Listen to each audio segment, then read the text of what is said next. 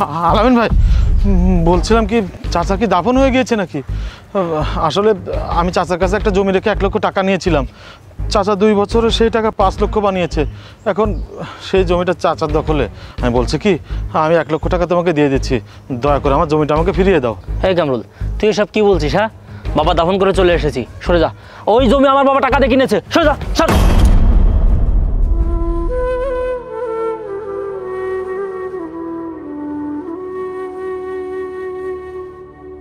হে আল্লাহ, এই সুদখোর আলীকে তুমি ক্ষমা করো না আল্লাহ। আমার কষ্টের জমি নিয়ে নিয়েছে আল্লাহ। আল্লাহ, তুমি এই সুদখোর আলীকে ক্ষমা করো না আল্লাহ।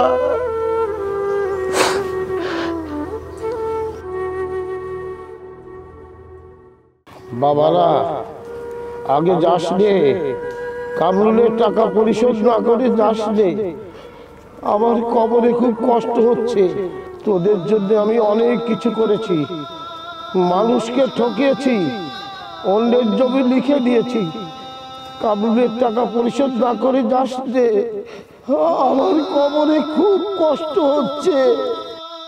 মানুষের কাছ থেকে সুদ খেয়েছি, অন্যের জমি দখল করে নিয়েছি, তোর বোনকে তার প্রাপ্যটুকু দেয়নি, যার জন্যে ও তোর বোনের স্বামী মানে দুলাভাই মেয়েটাকে আমার মুখ দেখতে দেয়নি।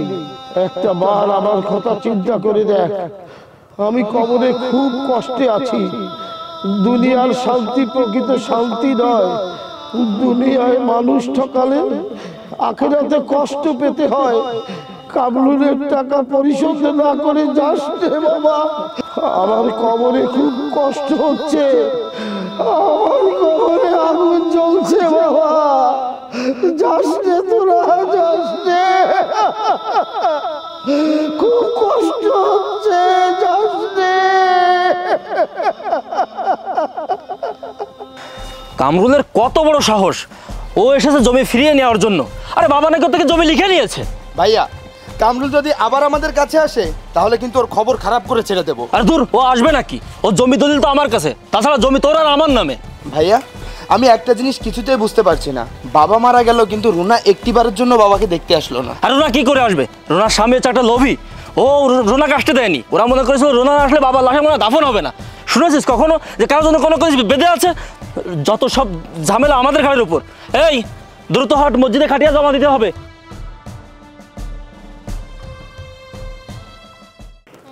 মা, আমি অনেক বড় ভুল করেছি, তোকে ঠকিয়েছি, আমি কবরে খুব কষ্টে আছি মা, তুই আমাকে ক্ষমা করে দে।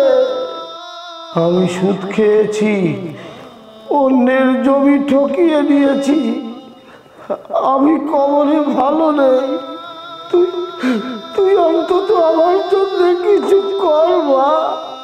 কামরুলকে 1 লক্ষ টাকা সুদে দিয়ে 2 বছরে 5 লক্ষ টাকা বানিয়েছি।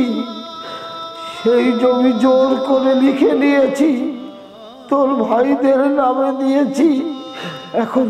এখন আমার কবরে আগুন জ্বলছে, আমি খুব কষ্টে আছি না, আমার জন্য অন্তত তুই কিছু কর।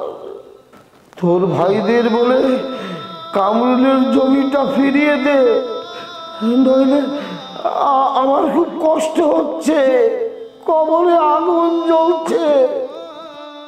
মারে, তুই এখনো ঘুমিয়ে রয়েছিস, যা যা তোর ভাইদের কাছে যা, ওদের জমি জাতি সব ফিরিয়ে দে। আমার কবরে খুব কষ্ট হচ্ছে, আগুন নে বাবা, আগুন নে বাবা, আগুন নে বাবা।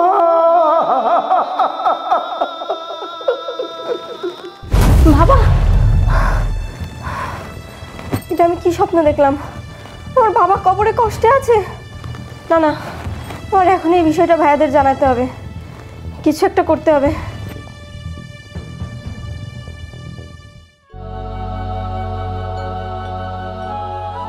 ভাইয়া, ভাইয়া, কোথায় তোমরা? ভাইয়া,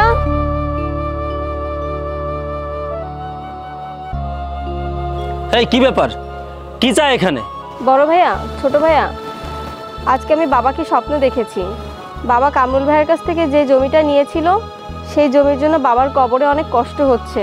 বাবা আমাকে বলেছে তোমাদের সাথে কথা বলে কামরুল ভাইয়ের জমিটা ফিরিয়ে দিতে। বড় ভাইয়া, ছোট ভাইয়া, কামরুল ভাইয়ের জমিটা ফিরিয়ে দেওয়ার ব্যবস্থা করো।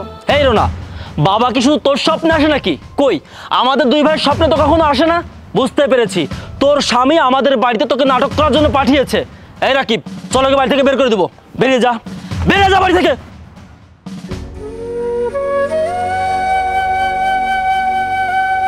না না, এভাবে বসে থাকলে হবে না, আমার কোনো একটা ব্যবস্থা করতেই হবে যাতে আমার বাবা কবরে ভালো থাকে।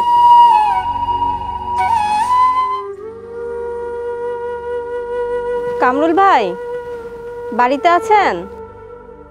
কামরুল ভাই বাড়িতে আছেন?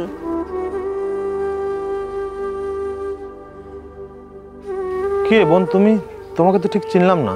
কামরুল ভাই, আমি আপনার আলী চাচার মেয়ে রুনা। আমি জানি আমার বাবা আপনাকে ঠকিয়ে 1 একর জমি আমার ভাইদের নামে লিখে দিয়েছে। আপনি আমার ভাইদের কাছে গিয়েছিলেন, কিন্তু তারা আপনার জমিটা ফিরিয়ে দিতে চাননি। তাই আমি আমার বাবার ভুলের প্রায়শ্চিত্ত করতে এসেছি। কামরুল ভাই, আমি তো আপনার জমিটা আপনাকে ফেরত দিতে পারবো না, তাই এখানে 1 লাখ টাকা আছে। আর এখানে যে সোনা গয়নাগুলো আছে তা বিক্রি করলে আপনি প্রায় 5 লাখ টাকার মতো পাবেন। কামরুল ভাই, আপনি এগুলো নিয়ে একটা ভালো জমি কিনে নেবেন আর আমার বাবাকে ক্ষমা করে দিবেন। এগুলো নিন।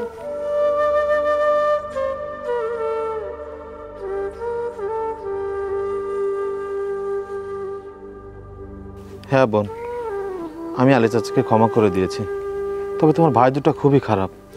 হে আল্লাহ, আলী চাচার মেয়ে এসে আমাকে আমার পাওনা বুঝিয়ে দিয়েছে। আমি আলী চাচাকে ক্ষমা করে দিয়েছি, আপনি আলী চাচাকে ক্ষমা করে দিন। আপনি তাকে জান্নাতুল ফেরদাউস নসিব করুন। কামরুল ভাই, আমি তাহলে আসি।